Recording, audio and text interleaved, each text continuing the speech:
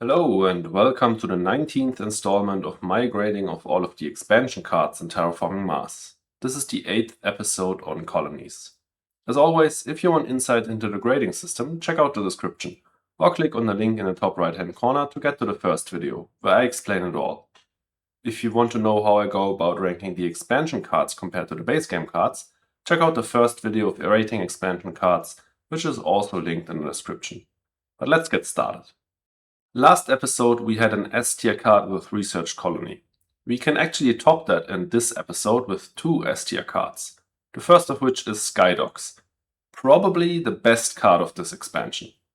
In some ways this card reminds me of the absolutely ridiculous solar logistics introduced with Prelude 2, because it just does too much.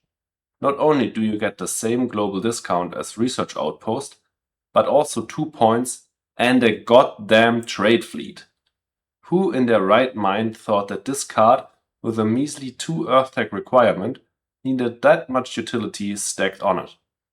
I repeat myself, this card costs exactly the same as Research Outpost, but instead of only granting a -1 global discount, it also grades a trade fleet and 2 points. Sure, you don't get a city, but who the hell cares? You get a trade fleet.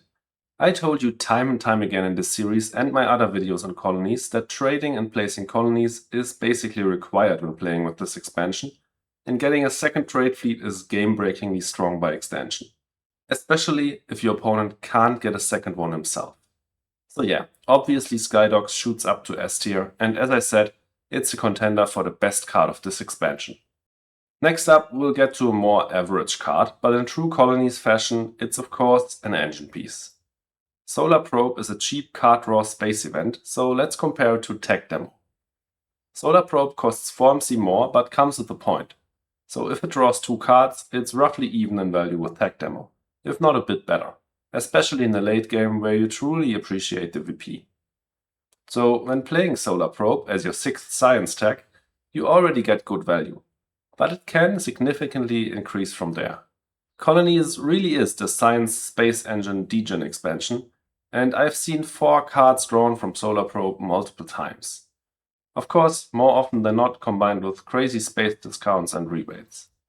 So in total, Solar Probe loses general playability, especially in the early game and for rush players, but gains incredible upsides for engine. Since engine dominates the colonies meta, this is not a bad trade. I still think Solar Probe belongs in the same tier as Tech Demo, B tier.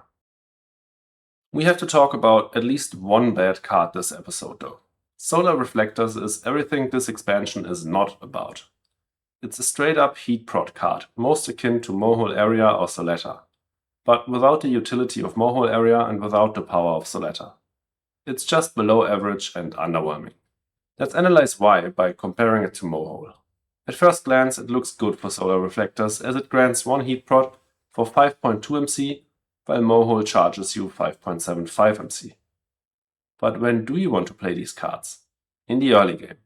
And at that point you'll have almost free range when it comes to placing the tile Mohole Area comes with. If you pick up 2 Titanium, Mohole effectively costs 6 MC less, and then you pay only 4.25 MC per heat prod, almost a whole MC less than with Solar Reflectors. And in addition, Mohole Area is flexible, letting you decide whether you want plants, cards, steel or even ocean rebates. In general, it's a much more useful and cost-effective card than Solar Reflectors, but not only that, Colonies also is just not doing any favors to rush cards.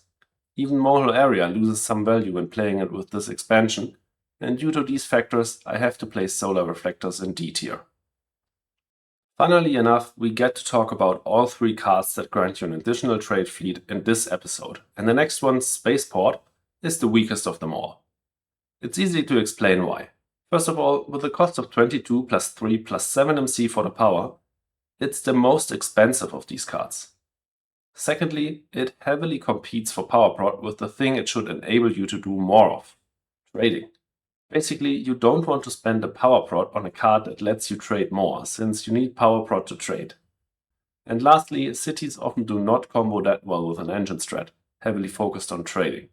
But that one can depend on the specific colony tiles in play and your situation in game. In total, Spaceport can't be underestimated due to the trade fleet it provides. 2 trade fleets enable you to completely block your opponents out of trading with the best colony tiles in turns where you are the first player. And obviously, there are reasons as to why many players introduce the house rule that you can't trade twice in one turn.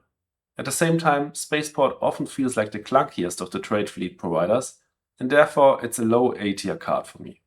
But I promised 2 S tier cards, so let's get to the second one with Spaceport Colony. This card is ridiculous. Once again, it grants an additional trade fleet, which comes with all the usual benefits. You can secure double the amount of resources per gen and deny them from your opponents, as you already know. In addition, you get a colony, which obviously combos really well with the trade fleet. And you can double up with this colony placement. A huge bonus, as I've explained last episode when discussing Research Colony. And lastly, you score half a point per colony. When discussing Spaceport, I said how a city placement doesn't really combo well with the engine strat heavily focused on trading that you want to go for when you get a second trade fleet. You don't have this problem with Spaceport Colony at all. With this card, all the pieces fit perfectly together, enhance each other and make this card just completely busted. It definitely lands in my top 3 of the best cards introduced with this expansion. Of course, it's quite expensive, but for the value it provides, it should be. The requirement it comes with can safely be ignored. You want to play this card only when you already have a colony down, because you want to double up on the best colony tile in game. So if you don't have another colony placing card, just SP one and then play Spaceport Colony afterwards. It's that easy. As I said, S tier for this card. Thanks so much for watching. Let me know in the comments whether you agree with my ratings, or if not, how you would have rated these cards differently.